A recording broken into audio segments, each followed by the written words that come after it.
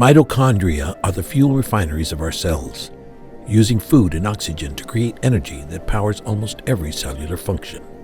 Here, mitochondria are localized near contractile units within the muscle fibers, supplying the energy for muscular work.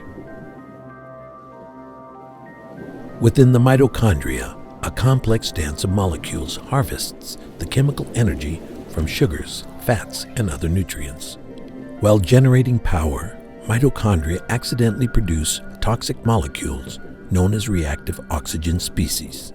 Occasionally, these toxins react with the mitochondria's own DNA, damaging genes critical to the mitochondria's functioning. This causes the mitochondrion to cease to function normally, impairing cell function and becoming toxic to the cell it's meant to fuel. The dysfunction of those cells then contributes to the diseases and disabilities that plague those specific tissues with age.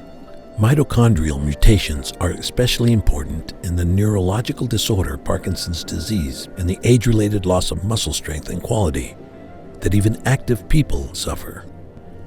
But what if there was a backup to the mitochondrial DNA?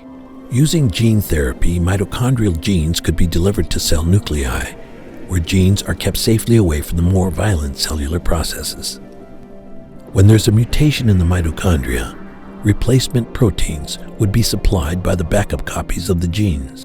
Fortunately, our cells are already equipped to do this.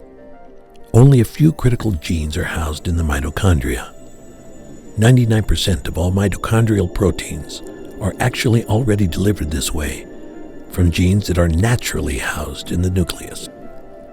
The cell will simply use this same machinery to deliver the few missing proteins that the backup genes encode. With all the missing proteins now replaced by backup versions, mutant mitochondria would still function normally and would no longer be toxic to their host cells. These cells could then return to health and normal function.